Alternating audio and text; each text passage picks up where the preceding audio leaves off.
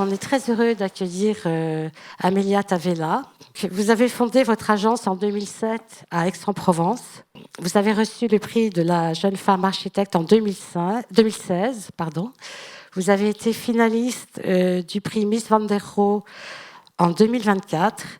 Alors, vous insistez beaucoup sur votre île, la Corse, et tout ce qu'elle vous a apporté dans votre rapport à la nature, l'urgence à la protéger, à la respecter, et comment surtout elle influence votre architecture. Vous êtes venu avec Emmanuel Chiappon-Piriou et vous nous proposez un dialogue à deux voix. Mais merci beaucoup Amélia de m'avoir invité à être ton interlocutrice pour cette conférence que tu as souhaitée sous la forme d'un dialogue. Donc ici dans le couvent corse de Saint-François, où tu as procédé à la manière d'une archéologue et hors de toute philologie, dans le rapport à la ruine, dans le rapport à l'existant, tu as plutôt instauré avec ce patrimoine une relation vive qui a notamment consisté à prendre soin de ce qui était là, de ce qui était fragile, pour mieux projeter et protéger. Tout ce qui nous a construit enfants, on le retrouve adulte. Et moi, je retourne en Corse sans cesse pour réparer. Certainement réparer ma vie d'enfant, de divorcé, je le dis souvent, et puis réparer des édifices qui sont abîmés. Donc ça commence, il me semble, par cette volonté toujours de travailler avec l'autre. Alors cet autre, on va l'évoquer à travers 3 chapitres. Un premier sur la relation avec les mots et le langage, un second autour de la question des arts plastiques, et un troisième autour des sciences du vivant et des sciences humaines. Ce premier chapitre, donc, les lettres, les mots, le langage, la littérature. Peut-être qu'on peut commencer par dire que ce rapport aux lettres et au langage, il s'incarne en particulier dans la relation que tu entretiens avec Nina Bouraoui, qui est romancière, qui est une partenaire de longue date de tes aventures architecturales. C'est le cas, par exemple, pour le château de Nalis, dont tu dis que si ce concours a été gagné, c'est finalement grâce à un poème. Effectivement. Moi, j'ai saisi la souplesse et le prétexte des marchés publics assez jeunes pour avoir la possibilité de constituer des équipes de maîtrise d'œuvre, alors avec des compétences classiques qu'on a tous l'habitude de voir dans ces équipes, mais d'y adjoindre des compétences beaucoup plus rares et qu'on m'apprenne à découvrir le site du projet, les gens qui y vivent, son histoire. Et on construit ensemble un édifice, Nina aurait dit un édifice amoureux, moi je dis un édifice qui est pétri de l'humain. Concours donc que tu remportes accompagné, on va dire, de ce texte de Nina Bouraoui, intitulé Ni de bien sans peine, qui prend donc son titre de la devise de la famille.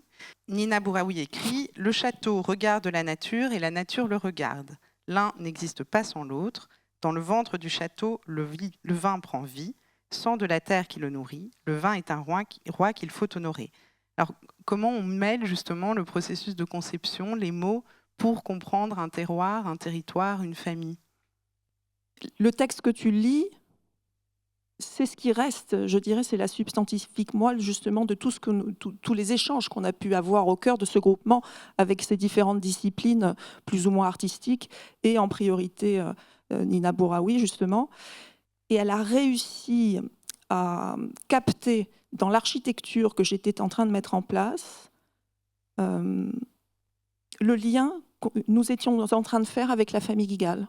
C'est cette articulation-là qu'il ne faut jamais perdre, c'est-à-dire sauver, garder, préserver toute cette dimension artistique, tout ce sens que l'on souhaite donner au projet à travers la dimension artistique et le récit qu'on en fait, et la technicité du projet, la maîtrise de ce qu'on est en train de dessiner. Et comme tu le dis, donc, il y a cette attention particulière à la complexité d'un processus qui est un processus de vinification qui a ses exigences, mais il y a un entremêlement de l'attention au territoire, à la topographie de ce site particulier et au processus justement qui vient exploiter la déclivité, on vient exploiter la déclinaison du terrain pour accompagner le raisin. Cette fameuse dimension gravitaire que l'on veut donner dans le process pour récupérer le vin, pour le manipuler le moins possible et qu'il donne le meilleur de lui-même ensuite. Quand on parle du cuvier cathédral que l'on a conçu pour le château de Nalis, on met à profit les propriétés de la pierre, toute seule.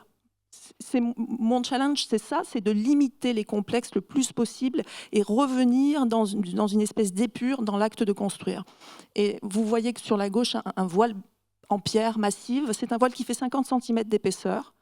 Et en travaillant à la fois avec notre bureau d'études Fluide, Garcia Ingénierie, à la fois avec Franck Boutet en qualité environnementale et Bâti-Cerf, parce que tous ces gens arrivent à faire émerger un bâtiment qui a beaucoup de sens dans son récit, mais aussi dans son mode de fonctionnement et dans sa dimension passive.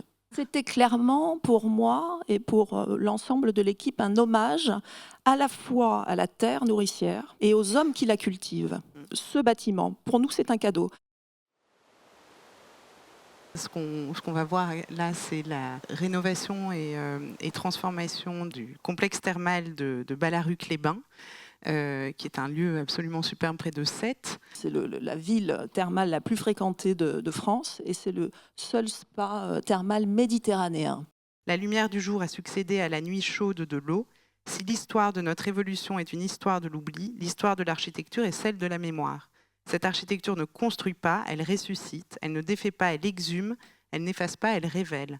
Cette architecture fouille, cherche, désenclave, elle est archéologie, sourcière et médium. Là, il y a quelque chose de très urgent à penser la durée, si je peux le dire, c'est que cette eau, elle est curative et elle est destructrice d'une certaine manière. La nature, si on ne la respecte pas, elle nous dévaste.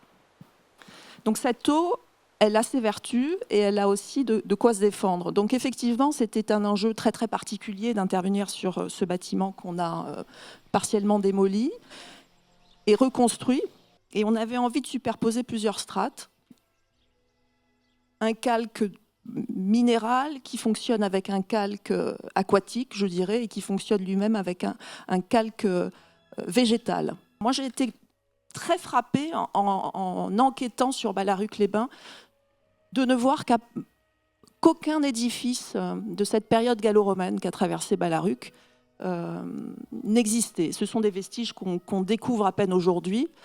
Je me suis saisie de ce fil très fin, très fragile, de quelques découvertes archéologiques qui sont en train d'être faites. Ce sont des vestiges qui ne sont pas encore valorisés, pour me dire, je vais offrir à cette ville l'hommage qu'elle mérite sur ce passé gallo-romain. Alors on fait un saut vers une autre discipline, celle des les arts plastiques, les arts visuels, disons, dont on pourrait dire qu'ils exaltent finalement ton travail d'architecte. Là, c'est incarné par Pauline Guerrier, qui est plasticienne, née en 90, qui est diplômée des Beaux-Arts de Paris, où elle a étudié avec Giuseppe Pennone et avec Anne-Veronica Janssens, et qui est une voyageuse du monde. Tu vas nous parler donc de ce travail que vous avez mené à plusieurs reprises, et notamment à travers 2 projets de groupes scolaires. L'art est un support de langage, tu le dis très bien, et l'art sous toutes ses formes. C'est une façon pour moi de m'exprimer, c'est une façon pour moi de renouveler ce dialogue dès lors qu'on fait cette démarche architecte, artiste, peu importe la discipline. Les choses prennent d'autant plus de force. En tant qu'architecte, on a un pouvoir disproportionné parfois. Et il faut être extrêmement bienveillant et d'une grande éthique pour ne pas céder à cette faiblesse de toute puissance, vu la responsabilité qu'on a entre les mains. Je crois que le fait de s'entourer de toutes ces personnes-là, y compris Pauline Guerrier, les regards sont croisés sans cesse. C'est presque un projet collégial et pas d'une seule personne toute puissante. Ce qui est très intéressant, c'est quand tu travailles avec Pauline Guerrier, justement, c'est bien au-delà du cadre du 1%, il y a un entremêlement, une intégration totale de son geste, ou de vos gestes finalement, puisqu'il n'y a plus d'un côté l'œuvre et de l'autre l'édifice. Et alors à la fois, il me semble que justement, il y a une exaltation des usages possibles, c'est une ouverture en fait des possibles, et une ouverture des possibles aussi pour toi, architecte, puisqu'il y a forme d'exaltation du projet de la maîtrise d'œuvre, en fait. Aussi une invitation à l'expérimentation. On va le voir d'une part avec ce premier groupe scolaire qui est situé à Lumio, l'école Edmond Simeoni, donc une école livrée en 2023. On a le village qui est au-dessus, qui est en surplomb de cette école. Quelle responsabilité de venir construire ici. L'idée, c'était de se dire que la toiture d'un bâtiment est la cour de récréation du bâtiment d'au-dessus. Parce qu'on sait que le foncier est rare, le foncier est cher. Le récit que j'en fais, elle en fera elle-même quelque chose. Et ce qu'elle retient ici, c'est l'inscription dans la pente. On travaille sur les courbes de niveau.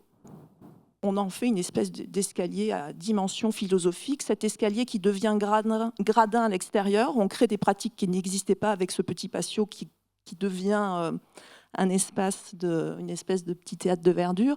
C'est ça, il y a une dimension, il y a à la fois une fonction concrète de cet escalier dont on a vu qu'il est intérieur et extérieur, qu'il accompagne aussi la montée, on va dire, de la maternelle vers l'élémentaire. Donc il y a cette fonction concrète et cette dimension symbolique de l'ascension, et aussi finalement d'offrir aux élèves ce rapport au site. Pour se diriger vers un petit jardin potager qui est à l'arrière de l'école, vous voyez, qui est vraiment dans des hauteurs limitées, à chaque fois pour laisser le regard passer par-dessus elle. Ce sont des plateaux. On fait en sorte, avec nos bureaux d'études, de limiter véritablement la hauteur construite pour laisser passer le regard. Une innovation plastique qui n'est jamais une coquetterie et qui suppose, pour toi, architecte, de développer des procédures à la fois pour dialoguer avec Pauline, pour co-concevoir, et puis aussi qui donnent lieu, en fait, à s'engager dans des procédures innovantes, très réglementées, mais qui malgré tout déplacent les lignes. À Villeurbanne, ça donne lieu à 2 ATEX de type B, si je ne m'abuse, donc sur les procédés constructifs. Moi, j'ai conscience, si tu veux, de la chance d'avoir accès à la commande publique, privée, en tant qu'architecte. Et je saisis chacun de ces projets comme une source d'expérimentation. Alors, je ne suis pas une tête brûlée, je ne vais pas tendre vers n'importe quoi. Les choses sont cadrées, et puis je ne suis pas toute seule. Mais j'ai besoin que chacun de ces projets nous fasse avancer dans une forme de transdisciplinarité. Pendant qu'on fait ce concours, elle se balade dans un petit village à côté de sa résidence d'artiste et elle tombe sur des enfants qui portent sur le visage des scarifications qui sont à l'identique des empreintes que l'on peut retrouver sur les huttes. C'est ce que l'on voit là précisément. Oui, donc elle est à Abomey précisément. C'est ça. Au Bénin. Et donc il y a une forme de lien.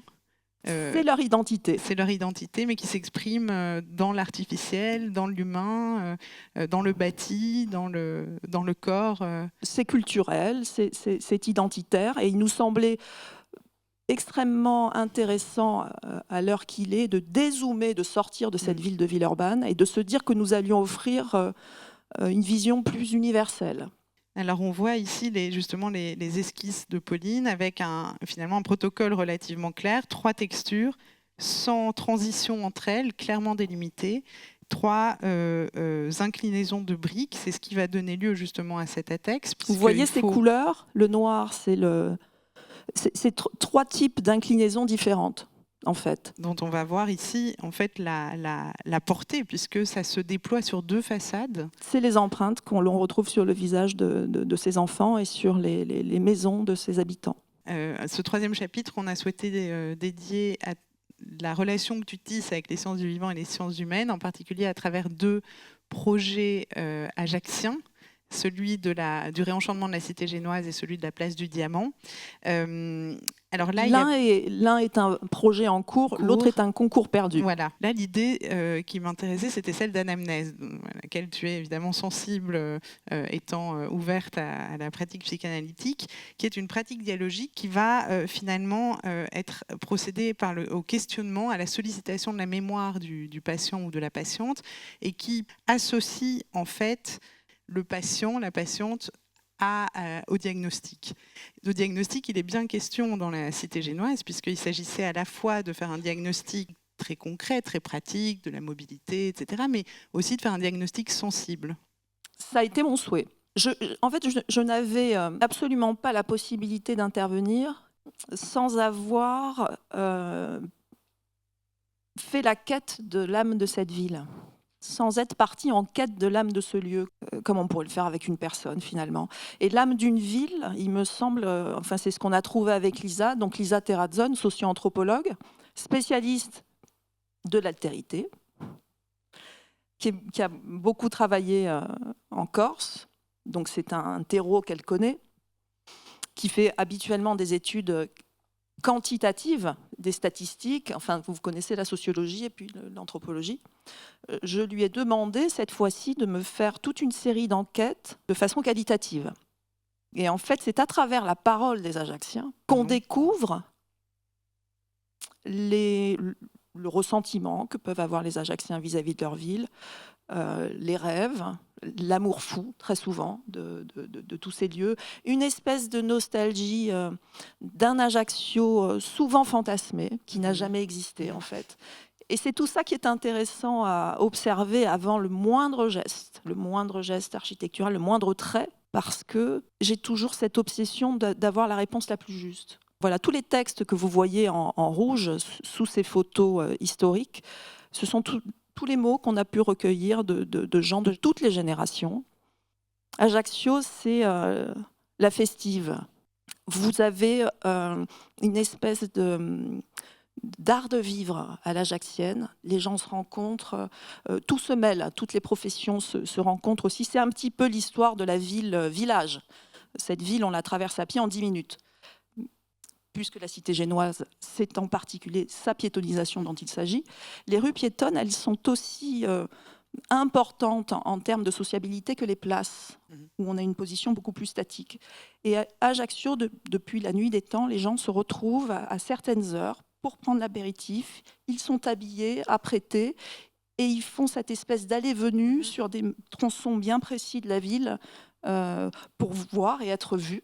Ça nous amène à cette place du Diamant, donc pour la réhabilitation de laquelle tu as concouru. Alors, on va venir au cœur du projet, mais disons qu'il y avait une attention particulière au flux et à cette sociabilité que les flux permettent. Ça se prolonge jusqu'à ce projet-là. C'est vraiment l'histoire de rendre ces lieux suffisamment attractifs pour qu'on ait envie de les traverser. Et la frange dont on parle là, entre la cité génoise et la place du Diamant, elle est déterminante. Aujourd'hui, la place du Diamant, elle est à une étape historique de la vie de la ville d'Ajaccio. Comment arrivez-vous, en quelques mots, à distiller l'essence du Midi ? La lumière, le rapport au ciel, la façon dont le sol se mêle à la minéralité des projets qu'on propose, et puis ce désir de s'inscrire dans quelque chose qui sera de plus en plus beau en vieillissant. Est-ce que vous avez déjà travaillé dans le Nord ou est-ce que vous aimeriez travailler dans le Nord ou pas du tout? Et à quel niveau est le Nord pour vous? Il fait quelle température dans le Nord? Ça se réchauffe. D'ailleurs, on fait du vin maintenant dans le Nord, vous avez vu. Écoutez, oui, j'espère pouvoir travailler dans le Nord. On vient de rendre un concours en Normandie et ça a été une expérience incroyable pour moi de réfléchir à comment construire justement sur un terrain qui est beaucoup moins en pente que d'habitude. Mais je dirais que le procédé qu'on met en place et les gens qui m'entourent font que, peu importe le territoire, dès qu'on parle à des habitants, dès qu'on parle à des gens qui sont à des élus, une connexion se fait.